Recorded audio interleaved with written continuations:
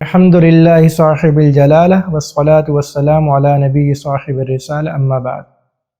تیسرے پارے کی ابتدا اس مضمون سے کی گئی ہے کہ انبیاء کے درجات میں باہم تفاوت ہوتا ہے کہ ایک نبی کا درجہ دوسرے نبی سے بڑا ہو سکتا ہے، لیکن شریعت نے کسی شخص کو بھی اس کی اجازت نہیں دی کہ وہ کسی نبی کی تعریف اس طرح کرے کہ جس سے دوسرے نبی کی تنقیص لازم ہے۔ یہی وجہ ہے کہ اگر آپ تاریخ کا مطالعہ کر لیں، اگر آپ تاریخ پر غور کریں تو آپ کو عیسائی تو ملیں گے جنہوں نے موسیٰ علیہ السلام کی تنقیص کی ہو، آپ کو یہودی تو ملیں گے جنہوں نے عیسیٰ علیہ السلام کی شان میں گستاخی کی گئی، آپ کو یہودی تو ملیں گے جنہوں نے عیسیٰ علیہ السلام کی شان میں گستاخی کی ہو، لیکن پوری دنیا میں کوئی مسلمان نہیں ملے گا کہ جس نے کسی نبی کی شان میں بھی گستاخی کی ہو، کیونکہ مسلمانوں کا عقیدہ یہ ہے کہ تمام انبیاء پر ایمان لانا فرض ہے۔ جو شخص کسی ایک نبی پر بھی ایمان نہیں لائے گا وہ دائرہ اسلام میں داخل نہیں ہے۔ ان انبیاء کے درجات باہم متفاوت ہیں۔ کسی نبی کو اللہ نے کوئی خصوصیت دی، حضرت موسیٰ علیہ السلام کو اللہ نے کلیم اللہ بنایا، حضرت ابراہیم علیہ السلام کو خلیل اللہ بنایا، حضرت عیسیٰ علیہ السلام کو روح اللہ بنایا، لیکن ان ساری خصوصیات کے باوجود جو مرتبہ اللہ تعالیٰ نے آپ صلی اللہ علیہ وآلہ وسلم کو عطا کیا وہ مرتبہ کسی بھی نبی کو عطا نہیں کیا۔ اس کے بعد اللہ تعالیٰ نے نمرود اور حضرت ابراہیم علیہ السلام کے درمیان مناظرے کا ذکر کیا کہ الم تر الی الذی حاج ابراہیم فی ربہ، کہ کیا آپ نے اس شخص کو نہیں دیکھا جو حضرت ابراہیم علیہ السلام سے ان کے رب کے معاملے میں مناظرہ کر رہا تھا۔ نمرود کو اللہ تعالیٰ نے اقتدار عطا کیا تھا، بادشاہت عطا کی تھی، تو اس نے خدائی کا دعویٰ کیا اور لوگ اسے سجدہ کرتے تھے۔ حضرت ابراہیم علیہ السلام نے اسے اللہ تعالیٰ کی طرف دعوت دی اور یہ فرمایا کہ میرا اللہ وہ ہے جو زندہ بھی کرتا اور مارتا بھی ہے۔ نمرود نے بجائے اس کے کہ ان کی بات کو تسلیم کرتا، دو بندوں کو بلایا، ایک کو چھوڑ دیا اور دوسرے کو مار دیا، اور یہ کہا کہ دیکھو ابراہیم، میں بھی زندہ کرتا ہوں اور میں بھی مارتا ہوں۔ تو حضرت ابراہیم علیہ السلام سمجھ گئے کہ اقتدار کے نشے کا خمار جو اس کے دماغ پر چھا گیا ہے نا، یہ حق کو نہیں سمجھے گا۔ حضرت ابراہیم علیہ السلام نے فرمایا کہ ان اللہ یأتی بالشمس من المشرق فأتی بها من المغرب، کہ اللہ تو وہ ہے جو سورج کو مشرق سے لے کے آتا تو مغرب سے لے کے آ۔ تو قرآن نے نمرود کی حالت کو بیان کیا فبہت الذی کفر، کہ وہ کافر لاجواب ہو گیا اور حق کا بکا رہ گیا۔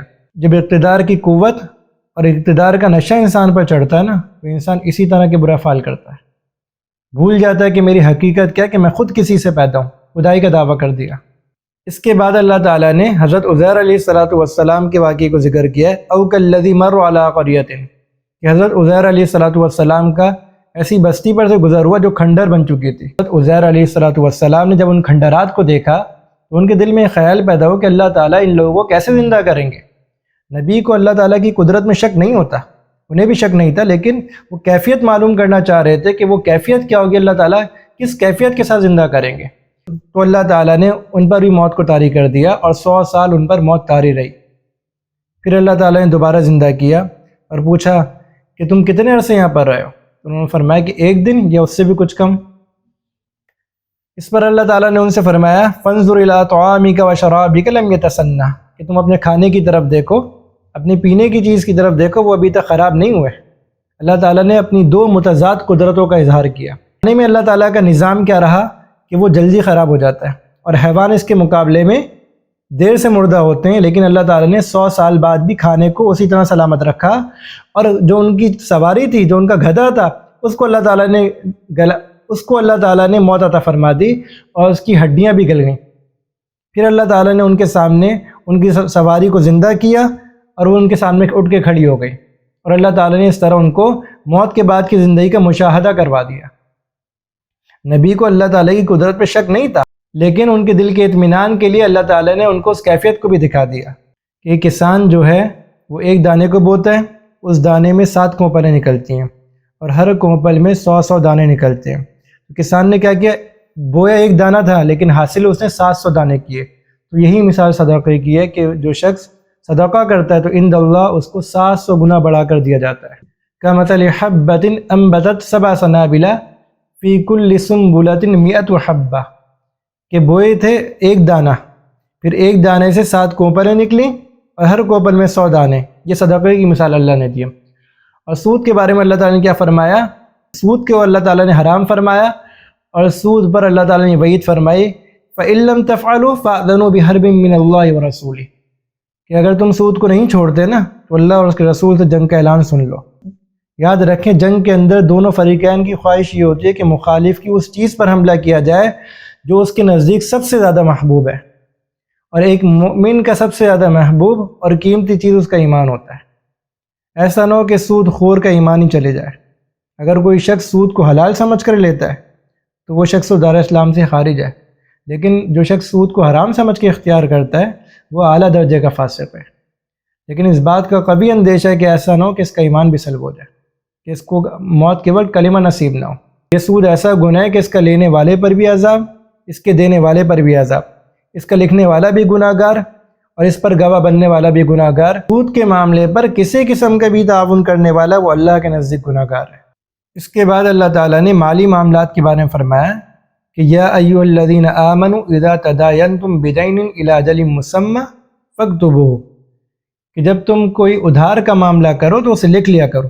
مالی معاملات کے اندر قرآن نے اصول بیان کر دیا کہ مالی معاملات کو صاف اور واضح کیا جائے، کہ مالی معاملات صاف رکھے جائیں، ورنہ انسان کے دلوں میں نفرت پیدا ہو جاتی ہے۔ آپ کو معاشرے میں 100 میں سے 10 افراد تو وہ مل جائیں گے جو نماز پڑھتے ہوں، لیکن پورے لاکھ میں بھی ایک فرد وہ نہیں ملے گا کہ جو مالی معاملات کے اندر اور حقوق العباد کی ادائیگی کے اندر 100% کامل ہو۔ چلو 100% تو کوئی ہو نہیں سکتا، لیکن مالی معاملات کے اندر اور حقوق العباد کی ادائیگی کے اندر اچھا ہو۔ کہ مالی معاملات حقوق العباد میں سے معاشرے کا اکثر طبقہ بے دین ہے، اور وہ طبقہ جو دیندار شمار ہوتا ہے اس کو بھی مالی معاملات کا کچھ پتہ نہیں ہوتا۔ وجہ اس کی ہے کہ مالی معاملات کو وہ دین سمجھتا ہی نہیں ہے۔ ان کے نزدیک دین مسجد کی عبادات کا نام ہے، نماز روزہ زکوٰۃ کے آگے دین کچھ نہیں، جبکہ شریعت اسلام یہ عبادات، معاشرت، معاملت، قضاء، عدل ان سب کے مجموعے کا نام ہے۔ کوئی شخص حقوق العباد کی ادائیگی نہ کرے اور اپنے آپ کو دیندار سمجھے تو یہ اس کا وہم ہے۔ شریعت اسے دیندار نہیں سمجھتی، شریعت اسے دیندار نہیں سمجھتی، وہ عبادت گزار تو ہو سکتا ہے، دیندار نہیں ہے۔ اس صورت میں اللہ تعالیٰ نے مؤمنین کو کفار کے ساتھ دلی محبت رکھنے سے منع کیا ہے۔ لا يتخذ المؤمنون الکافرین اولیاء من دون المؤمنین، مسلمان کو چھوڑ کر کفار کو اپنا دلی دوست نہ بنائیں۔ اس حد تک تو شریعت نے گنجائش رکھی ہے کہ آپ اس کے ساتھ کاروباری معاملات کر سکتے ہیں، اس حد تک تعلق رکھ سکتے ہیں کہ آپ اس کے شر سے محفوظ ہو جائیں اور اس کو اپنے شر سے محفوظ رکھیں، لیکن دلی محبت اور قلبی تعلق رکھنے کی شریعت نے اجازت نہیں دی۔ ایک مسلمان اپنی تمام خرابیوں کے باوجود دنیا کے تمام کافروں سے اچھا ہے، کیونکہ محض اللہ تعالیٰ پر ایمان لانا یہ اتنی بڑی نعمت ہے، یہ اتنی بڑی نعمت ہے، یہ انسان کے سارے عمل پر غالب آ جاتی ہے۔ ایک انسان کتنی اچھا عمل کیوں نہ کر لے، لیکن اللہ تعالیٰ پر ایمان نہیں لاتا، یہ کسی کام کا نہیں ہے۔ اور کفار ایسے ہیں، بھلے کتنے اچھے عمل کر لیں، لیکن اگر ایمان نہیں ہے تو اللہ تعالیٰ کے نزدیک ان کی حیثیت کچھ نہیں ہے۔ اور ایک ایمان والا اگرچہ اسے چاہیے کہ اپنے عمل کی اصلاح کرے، اگرچہ اس کا عمل خراب ہونے کے باوجود وہ اللہ کے نزدیک دنیا کے تمام کافروں سے اچھا ہے۔ اس کے بعد اللہ تعالیٰ نے حضرت مریم کی والدہ کا ذکر کیا ہے کہ حضرت مریم کی والدہ، ان کی کوئی اولاد نہیں تھی، انہوں نے یہ دعا کی تھی، یا اللہ تو مجھے جو بیٹا دے گا میں اسے بیت المقدس میں عبادت کے لیے وقف کر دوں گی۔ ان کی شریعت میں اس طرح کی نظر مانی جاتی تھی، اس طرح کی منت مانی جاتی تھی کہ اپنے بچوں کو بیت المقدس میں عبادت کے لیے وقف کر دیا جاتا تھا۔ اللہ تعالیٰ نے ان کی منت ماننے کو اس طرح ذکر کیا، رب انی نذرت لک ما فی بطنی محررہ، کہ اللہ میں تیرے لیے نظر مانتی ہوں جو کچھ میرے پیٹ میں ہے میں اس کو جو ہے بیت المقدس کے لیے آزاد کر دوں گی، اس کو میں بیت المقدس کے لیے وقف کر دوں گی۔ لیکن جب ان کی بیٹی پیدا ہوئی تو انہیں بہت افسوس ہوا اور ان کو اپنی منت یاد آنے لگی، تو اللہ تعالیٰ نے کیا فرمایا، لیس الذکر کالانثی، کہ اگر اولاد ہو بھی جاتی، اگر بیٹا ہو بھی جاتا نا تو اس لڑکی کا مقابلہ نہیں ہے۔ اس کے بعد اللہ تعالیٰ نے حضرت عیسیٰ علیہ السلام کی پیدائش کا واقعہ ذکر کیا کہ حضرت مریم علیہ السلام کے پاس جب حضرت جبرائیل علیہ السلام آئے، ان کو اس بات کی اطلاع دی کہ اللہ تعالیٰ آپ سے نبی کو پیدا کریں گے، تو انہوں نے یہ کہا کہ تو اس پر انہوں نے یہ فرمایا، ربی ان یکون لی ولد ولم یمسسنی بشر، کہ اللہ میری اولاد کیسے ہوگی، مجھے تو کسی بشر نے چھوا ہی نہیں ہے۔ لیکن اللہ تعالیٰ کا معجزہ تھا، اللہ تعالیٰ نے بغیر باپ کے حضرت عیسیٰ علیہ السلام کو پیدا کر کے دکھایا۔ انسان کے پیدا ہونے کی 4 ممکنہ صورتیں تھیں، اور ان چاروں ممکنہ صورتوں کو اللہ تعالیٰ نے وجود دیا۔ ان چاروں ممکنہ صورتوں سے اللہ تعالیٰ نے انسان کو پیدا کر کے دکھایا۔ پہلی صورت تو یہ تھی کہ دونوں ہوں، مرد بھی ہو اور عورت بھی ہو، پھر اس سے کوئی انسان پیدا ہو، یہ تو ہمارے معاشرے میں عام ہے۔